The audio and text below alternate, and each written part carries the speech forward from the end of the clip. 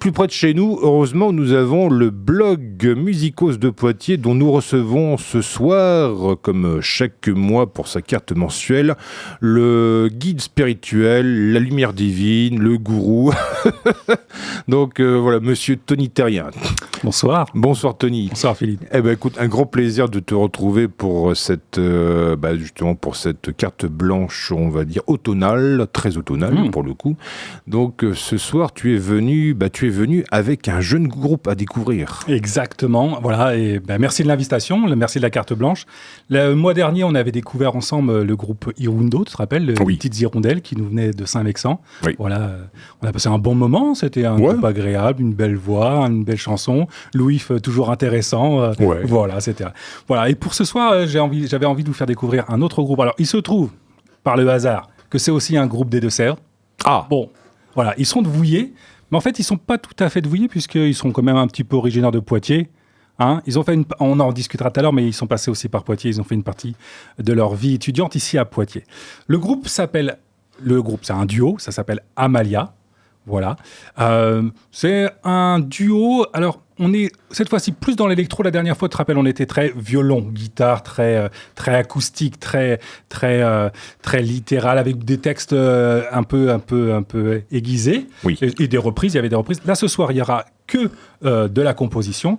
Et puis, on est plus dans un espèce de pop indie avec un petit peu d'électro. On va y découvrir des choses intéressantes rythmiquement, parce que dans le duo, c'est quoi ? En fait, c'est une pianiste, chanteuse, et puis de l'autre côté, un batteur, un percussionniste. Donc vous allez voir, il y a des ambiances très lyriques, avec une voix très aérienne. Moi, les premières fois où j'ai écouté Amalia, moi, ça m'a fait penser à une chanteuse des années 80, Desireless. Je ne sais pas si tu te rappelles. Ah oui, bien sûr, oui. Capillairement équipée. Voilà. Et moi, j'aime cette voix très haut perché, très lyrique, très planante.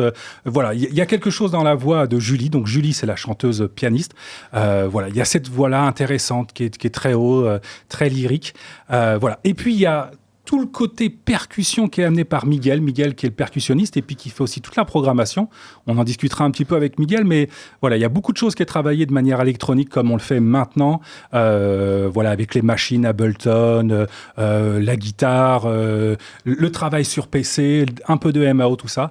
Donc voilà, une ambiance un peu électro-pop, indie, des influences dont on parlera tout à l'heure, des influences françaises, voilà, et puis voilà. Donc, un couple à la vie, à la scène. Voilà. De jeunes musiciens de Vouillé. Et voilà. Donc, moi, j'ai envie de vous faire découvrir ça. Et puis, on a choisi le premier morceau pour vous faire découvrir tout simplement le morceau éponyme, Amalia. Qu'on écoute tout de suite.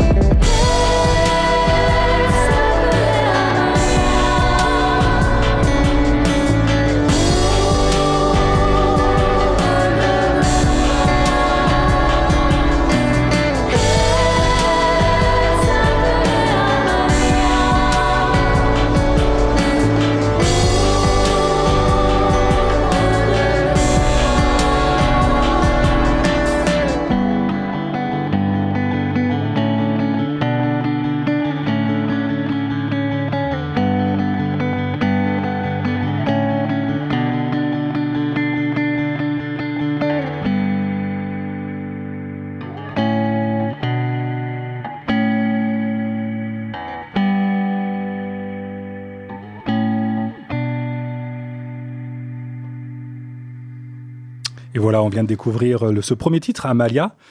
Voilà, donc Julie, bonsoir Julie. Bonsoir. Bonsoir Miguel. Bonsoir. Hop là, qu'est-ce qui se passe? Hop, on se calme la musique, on se... Hop là. Restons ensemble, Oui. Donc je disais, bonsoir Julie. Bonsoir. Bonsoir Miguel. Bonsoir, sans musique cette fois. Bon, un grand merci à vous deux d'être venus jusqu'à Poitiers pour nous faire découvrir ce duo Amalia. Voilà, un duo...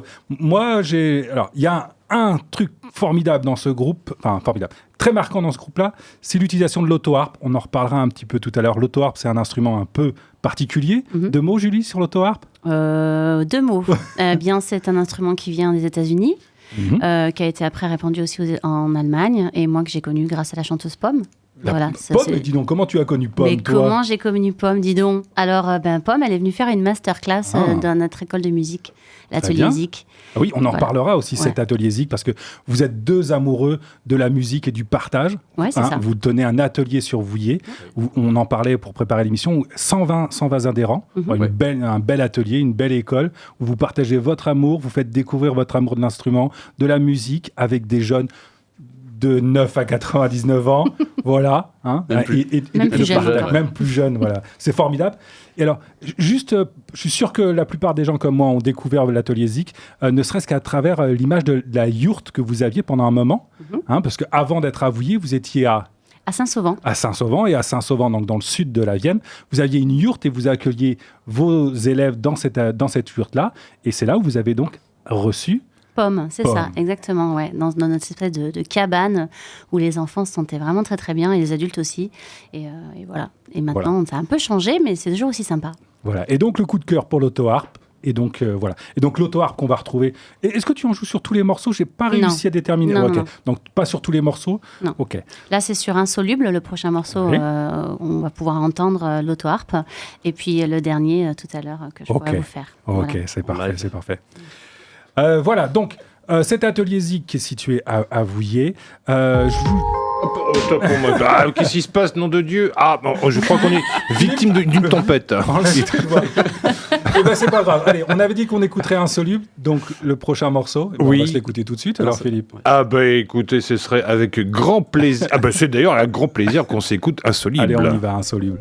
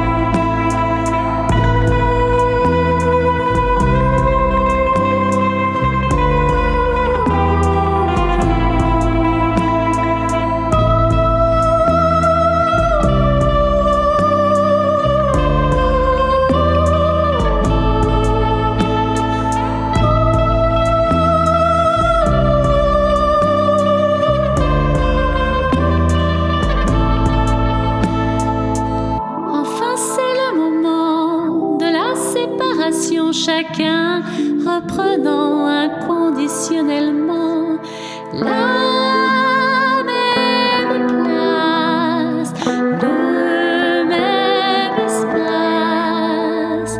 C'est l'insoluble insolent, l'indicible innocent, c'est l'indécis absent. C'est l'insoluble insolent, l'indicible innocent, l'inaccessible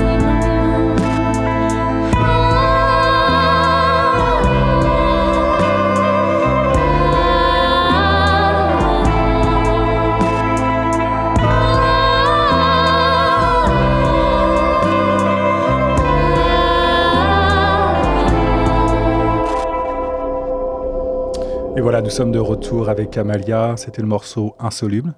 Voilà, très beau morceau. Donc avec l'auto-harpe qu'on a entendu notamment sur l'intro, on entend bien l'auto-harpe. Et puis les petits accents rythmiques dont je vous parlais tout à l'heure avec cette programmation là sur Insoluble, on entend bien effectivement ces placements rythmiques. On entend cette patte du batteur là qui est là, Miguel, non? Oui, forcément. Ouais. Batteur, percussionniste Moi, je suis batteur. Ouais. Plutôt batteur. Ouais, ok. J'ai commencé par la batterie. Ouais. Ok. Donc je disais tout à l'heure, en fait, vous êtes poitevin, pictavien, plus ou moins, parce que vous avez fait vos études à Poitiers, c'est ça? Ouais, on a fait musicaux ensemble. Ah, vous avez fait musicaux. À Poitiers. D'accord. Et c'est là que vous êtes rencontrés, dites-moi. Non, c'est pas ça? Oui, En 97, 98, nous, on s'est rencontrés en 98, du coup. Ouais. Voilà, la musique qui rassemble les gens, rassemble les cœurs. Ah, c'est formidable. Bon, voilà, écoutez, voilà, c'est Amalia, Insoluble, donc un percussionniste. Et en fait, quand on a préparé tout ça, Julie, tu m'expliquais que, en fait, il y a le déclic, en fait, il est apparu quand vous avez découvert Ableton, c'est ça? Ça vous a ouvert des choses? En fait, on avait les chansons, mais on les avait, comment dire? C'était surtout voix, guitare, et on avait une loupe au pied là. Ouais, un looper, ouais. Ouais, c'est ça, ça fait 6 ans qu'on a ces chansons. On avait essayé de les faire comme ça. Et là, j'ai passé une formation sur Ableton, et du coup, c'était l'occasion de les produire un peu plus. Ok.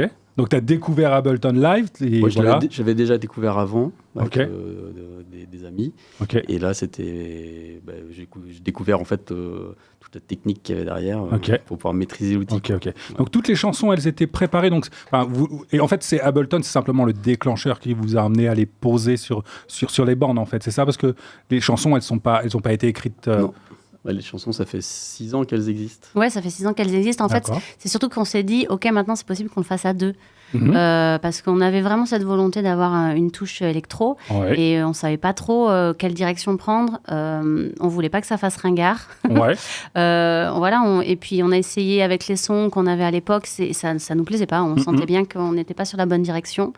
Et puis, quand c'était juste voix, guitare, ça sonnait... trop acoustique, il y avait trop déjà vu peut-être, musique du monde, peut-être un peu. C'est la musique du monde, et c'était pas la direction qu'on voulait donner non plus. Et donc c'est pour ça qu'on a fait évoluer comme ça. Des influences, vous êtes donné des influences, il y a des choses qui vous ont influencé dans ce style-là? Oui, nous on est fans de The Do, donc c'était un couple déjà au départ. Oui. Et puis une voix qui moi j'adore cette voix, une voix très claire, et puis toute cette rythmique derrière. C'était des sons qui pour nous étaient importants. Alors on fait pas la même chose, parce que déjà c'est en anglais. Mais ça reste un groupe français.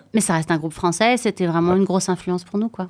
Et The Do, je vous invite à aller parcourir l'internet. Ils sont passés pas mal à la radio dans les années 2010 avec On My Shoulders. Il y avait un autre morceau, Disperse, Hangover, Ecstasy. Je vous invite à redécouvrir ces morceaux-là. The Do qu'on a entendu beaucoup. Et effectivement, il y a ce côté indie pop très électro, voilà. Et donc vous amenez autre chose. Moi, ce que j'aime bien dans ça, c'est j'aime bien ce côté planant. Et puis les textes, qui écrit les textes? Alors c'est plutôt moi en général. Toi. Mais après il y a des réécritures à deux. D'accord. Et moi j'ai vu beaucoup l'image de la mort dans tes textes. Il y a quelque chose là-dessus. Il faut écouter les textes. Moi je suis plutôt à dire que moi j'ai mis ce que j'avais à mettre dedans, et après à vous d'entendre ce que vous avez envie d'entendre. Oui. Je préfère pas faire d'explication de texte en fait. En tout cas, voilà, voilà. Moi, j'aime bien. Et puis c'est un des beaux chants en français. Voilà, tout est bien emmené. Voilà, il y a cette symbolique un petit peu. Effectivement, il y a même un titre qui s'appelle Deuil. Ouais, c'est ça. Hein, voilà. Donc voilà, et voilà. Mais on va peut-être s'écouter un autre morceau, du coup. Bah oui, pourquoi pas. On peut s'écouter Mans si vous voulez. Mans, ok. Mans, ça c'est Miguel qui l'a écrit. Mans, ok, Miguel. Alors on y va, on s'écoute Mans.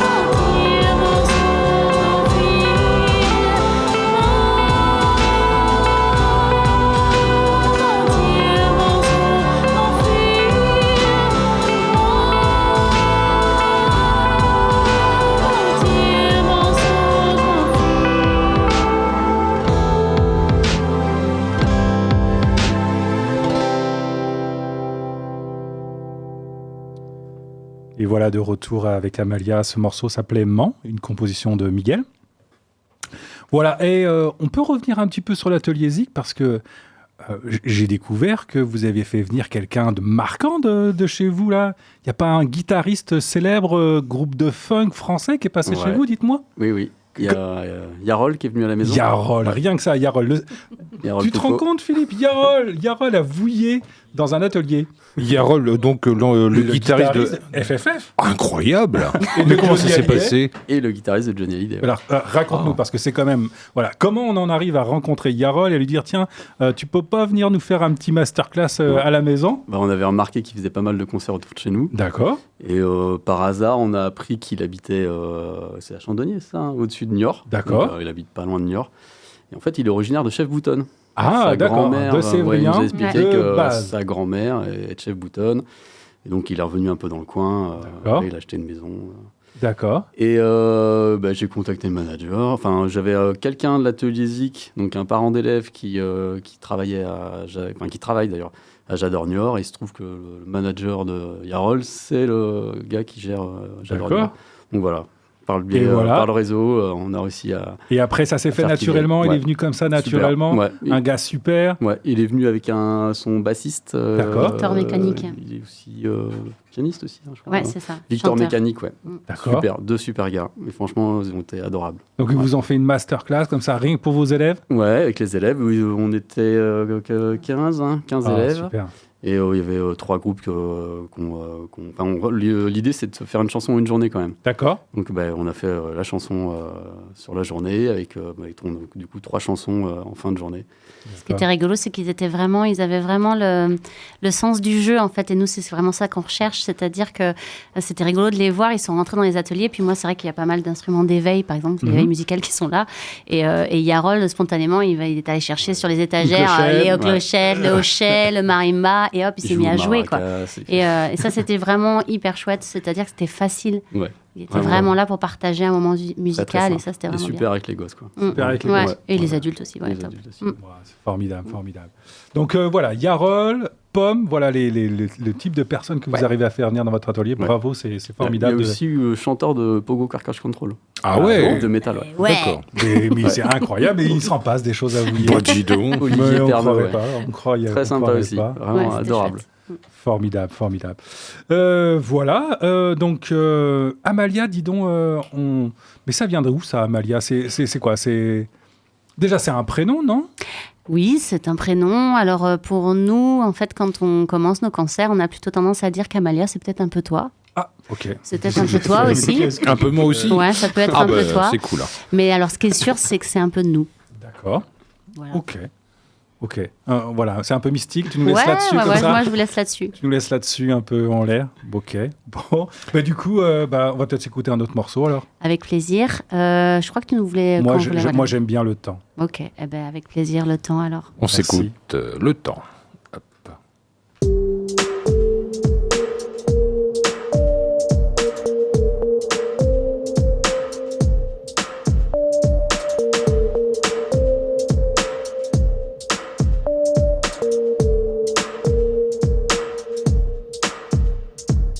Tout s'efface, tout se remplace, tout se passé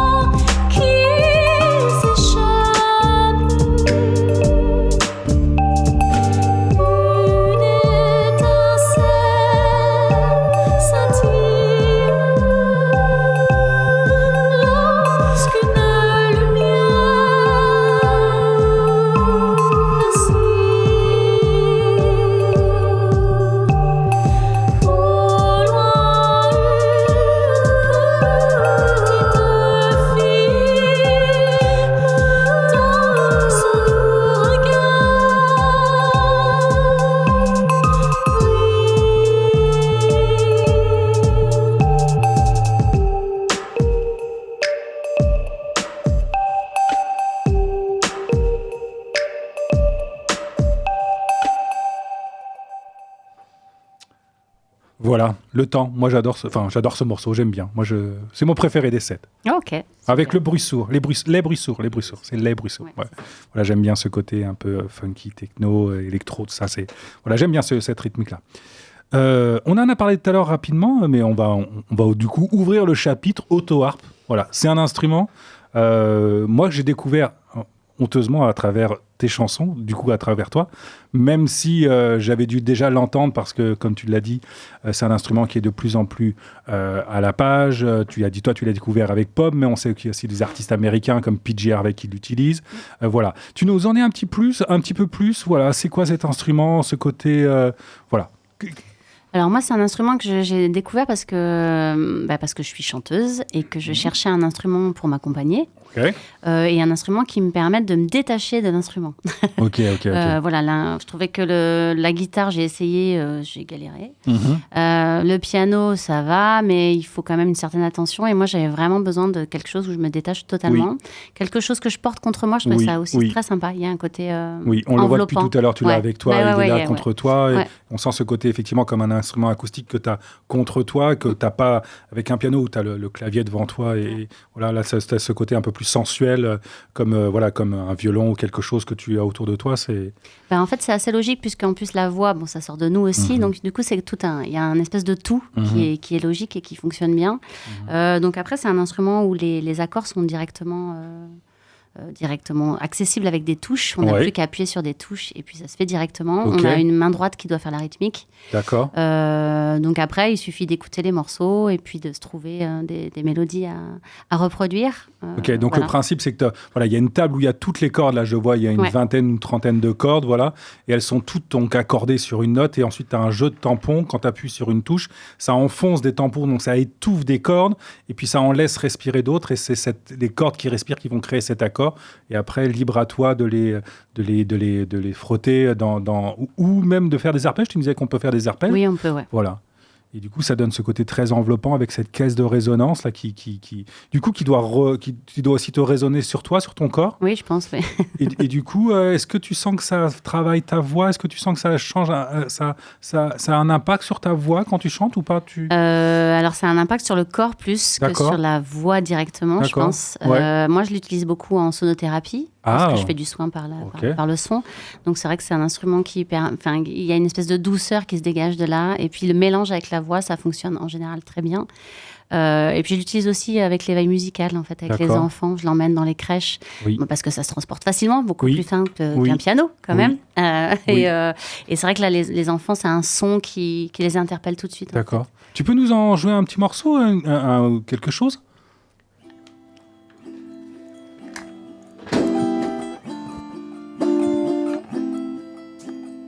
Alors, par exemple, je peux mettre de la voix, on peut improviser. Hein.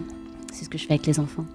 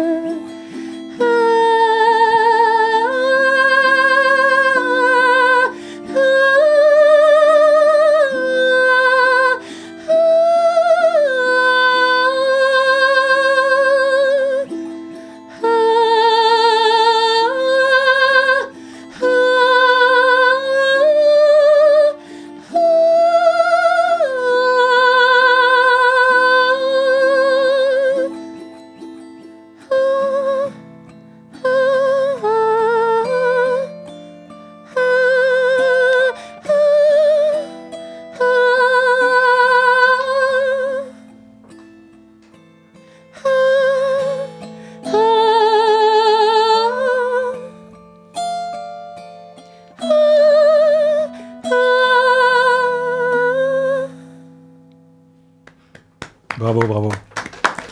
Bravo. C'est impressionnant, c'est vraiment un moment suspendu, là on sent toute l'harmonie, c'est un instrument qui résonne naturellement. Il y a ce côté, ça me fait penser à je sais pas si tu sais, mais je suis contrebassiste aussi, et cet instrument, que la contrebasse, c'est pareil, c'est un instrument assez imposant, mais que tu viens coller contre toi. Et il y a ce côté, effectivement, où tu fais corps avec l'instrument. Et voilà, en tout cas, c'est fabuleux, cet instrument. C'est un instrument qu'on trouve facilement, dis-moi. Alors, on va sur les sites, on est obligé de passer par ça pour pouvoir en trouver après dans les magasins de musique peut-être. Alors, il y en a un sur Lyon, il y a un magasin le fabuleux magasin de Lyon là, qui est formidable. Ouais, je peux le dire non ou pas? Vas-y, c'est Pic et Bosch, je crois que c'est ça. Et du coup, là, c'est en France. D'accord. Donc, c'est plutôt agréable. Et du coup, voilà, on peut avoir des instruments qui sont très beaux et qui sont à moindre coût, en fait. Le prix de cet instrument, c'est quoi? Le prix de départ, je pense qu'on est aux alentours de 500 €. D'accord. Et puis après, ça monte, forcément, en fonction de la qualité. Voilà. Ouais, un très bel instrument. Et là, c'est une fabrication... Là, non, c'est pas français, du coup, il n'y a pas de fabrication française. Non, ça, c'est allemand. D'accord, nos amis teutons qui font ça, c'est formidable. C'est un bel instrument. C'est un instrument assez récent, parce que c'est pas le genre d'instrument qu'on voit tous les jours. Alors non, c'est pas récent. C'est pas récent, non, d'accord. c'est ancien en fait. Et c'était très utilisé aux États-Unis. Ça a vraiment eu ça a toujours une grande popularité en fait, notamment au niveau des instituts. Alors, je pense pas qu'on dit institut aux États-Unis, mais c'est pas grave. Mais des professeurs où en fait ils l'utilisent à l'école justement parce que c'est facile d'accompagner les enfants avec ça. Et donc c'est très très utilisé. Ouais.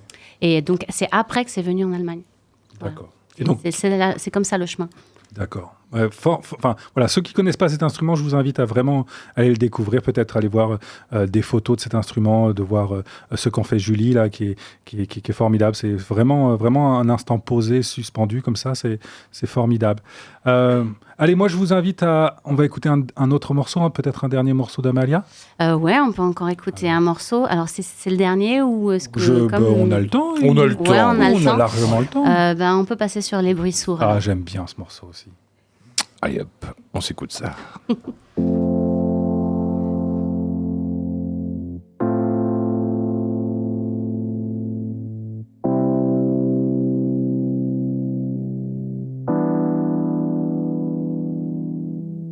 Petit à petit, chacun reprend sa place. Toi qui avais su nous mettre au plus haut, nous revoici à l'étroit, si peu d'espace, essayant vainement de sortir nos égaux. Annie, entends-tu? Annie, entends-tu? Annie, entends-tu? Annie, entends-tu? Ces bruits sourds, ces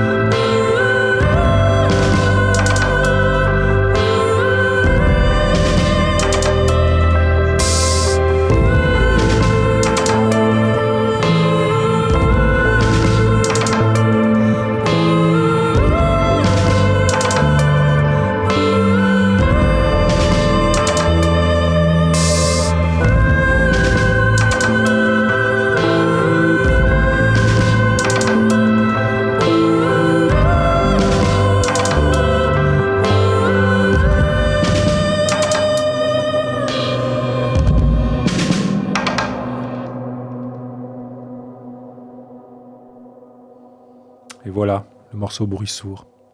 Formidable morceau. Moi, j'aime bien ce côté percussion, cette basse un peu synthétique au début du morceau. Moi, j'aime bien. Bravo. Merci. Et la question qu'on se posait avec Philippe, mais on peut vous écouter où en concert où est-ce qu'on peut vous écouter? Alors nous, en fait, on est un groupe récent, en fait. Ah, ok. On a moins d'un mois. Ah, Donc là, on a sorti notre EP. d'accord. Donc, première chose, sortie de l'EP. Deuxième chose, c'était sortie de résidence. Oh, d'accord. Donc là, on avait un public choisi, on va dire ça comme ça.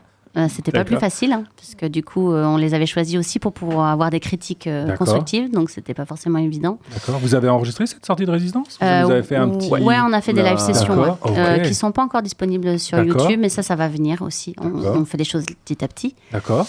Et puis, on a fait un premier concert à la librairie L'Ombre du Vent.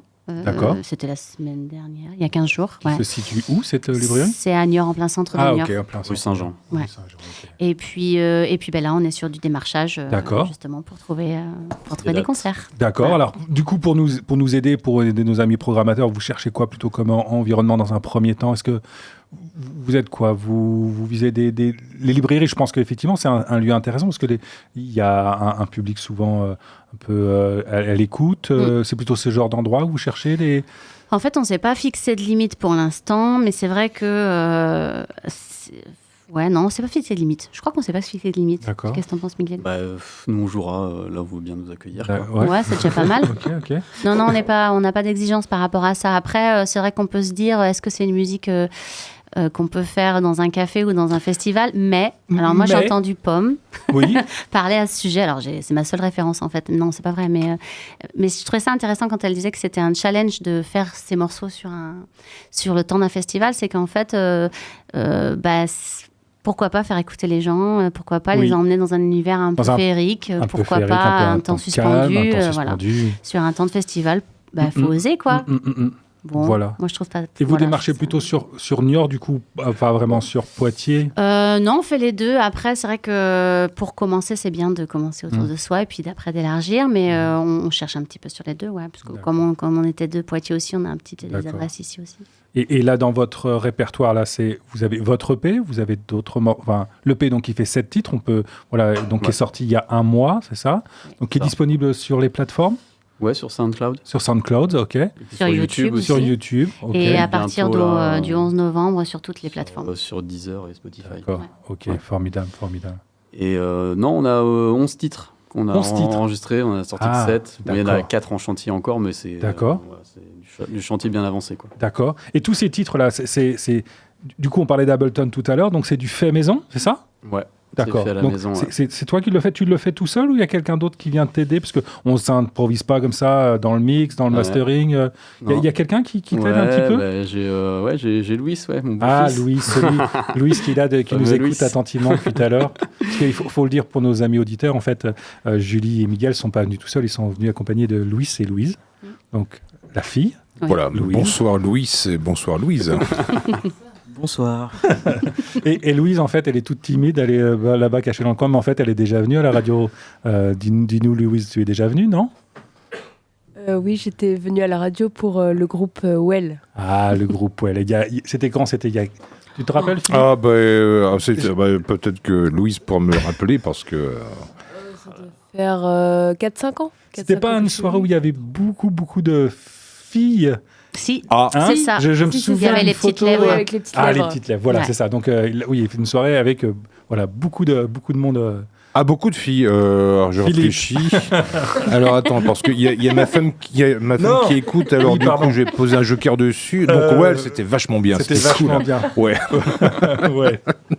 Voilà, donc. Oui, non, mais sinon, effectivement, c'était il y a 4-5 ans à peu près. C'était un bon souvenir. C'était un très bon souvenir avec effectivement les petites lèvres qui faisaient un quatuor, je crois, quintet, qui fait plutôt dans les reprises satiriques, quelque part. C'était leur tout début. Puis là, ça continue toujours. Et puis, elles sont en train de monter en flèche. Toujours actives, Voilà. On les voit de plus en plus là, se produire. C'est toujours intéressant de les voir. Et ce côté, effectivement, activiste, Activiste. Engagé, ouais. Engagé. Voilà, c'est très bien. Donc voilà, donc Louise était venue il y a quelques années. Et donc, on revient sur cette histoire de mix, là, de mastering. Ouais. Donc du coup, Louis, donc tu as filé un coup de main là-dessus ? Ouais, parce qu'il a une bonne oreille. D'accord, donc j'avais pas mal de retours de okay. Louis. Donc vous avez pris le temps de le faire tous les deux, et voilà, travailler. Ouais, je me faisais écouter, il me faisait des retours, et puis je modifiais. D'accord. En tout cas, moi, comme ça, à l'écoute, je trouve ça plutôt bien fait. C'est très agréable. Ça met bien en avant, je trouve, la voix de Julie qui est vraiment est bien mis en avant. Il y a les harmonies. Moi, je trouve les harmonies simples de vos morceaux. Et je trouve, voilà, c'est bien. Je sens pas d'hypercompression, de travail intensif sur le son. Voilà, moi, j'aime bien aussi quand c'est fait proprement, sans artifice. Que c'est tellement facile maintenant, avec n'importe quelle machine, de mettre des compresseurs, de la reverb, de mettre dans un bus et dans un autre et revenir dans tous les sens. Et puis finalement, tu te perds, tu n'entends plus ton mix, tu n'entends plus rien. Voilà, là, c'est sympathique. Moi, je trouve c'est frais. Et en tout cas, un très bel premier EP. Moi, j'aime bien. Et voilà, on en a écouté quelques morceaux, mais je vous invite à réécouter chez vous ces morceaux d'Amalia. Voilà. Julie ? Oui. Tu voulais nous dire ? Je ne voulais absolument rien dire. Je te regardais, en fait. Bon, voilà. Je crois que tu voulais lancer un prochain morceau, en fait, donc c'est pour ça. Voilà. Donc, nos regards se sont croisés et voilà. Donc, le prochain morceau, ça sera ? Oui. Alors, il est pas mal pour terminer. Il s'appelle Deuil. Ah, bah oui, effectivement. Voilà, petit ange parti trop tôt. Ouais. Alors, c'est pas tout à fait la signification, mais je vous laisse découvrir.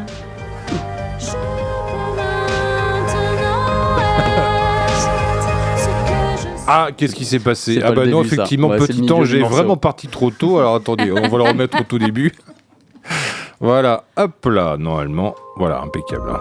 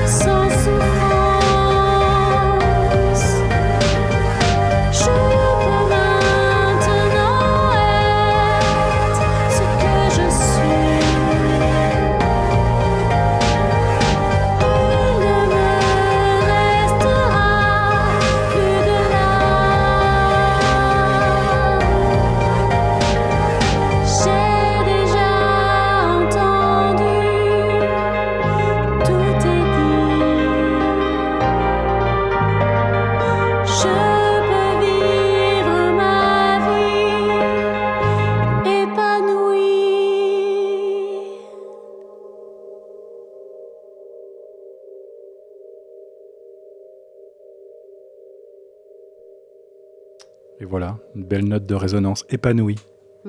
Épanouie, superbe morceau, le titre Deuil. Voilà.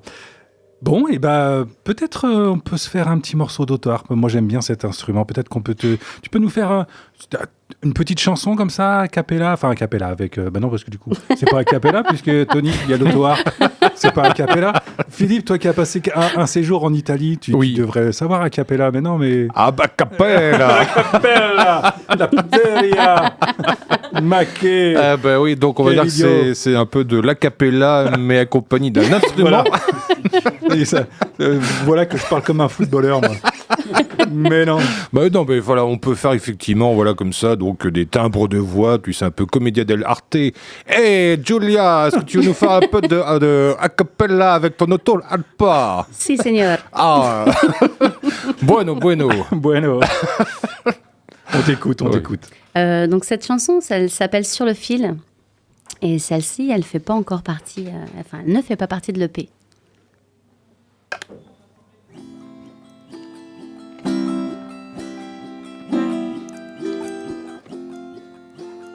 Galopant,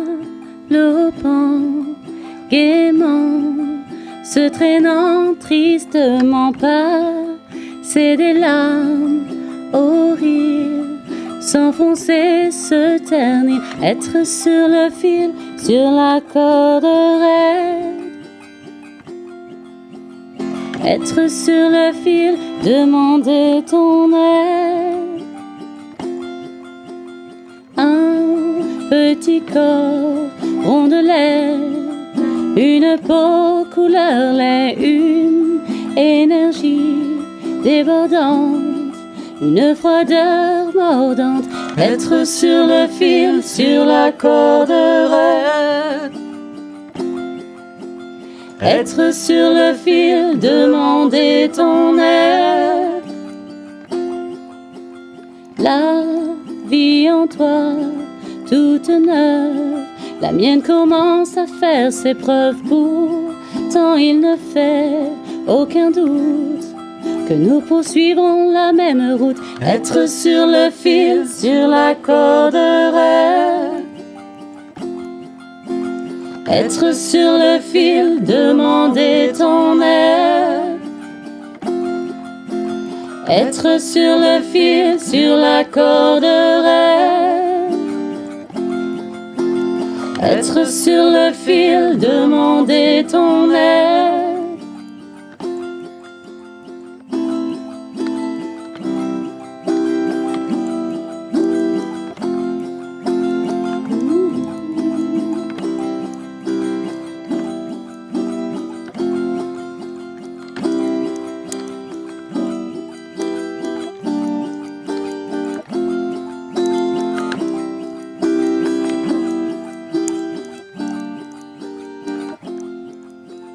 C'est leur médecine, laisse-moi voir ta trombine. Après 8 mois sans routine, une arrivée si peu anodine. Être sur le fil, sur la corde raide. Être sur le fil, demander ton aide. Être sur le fil, sur la corde raide. Être sur le fil, demander ton aide. Bravo. Merci.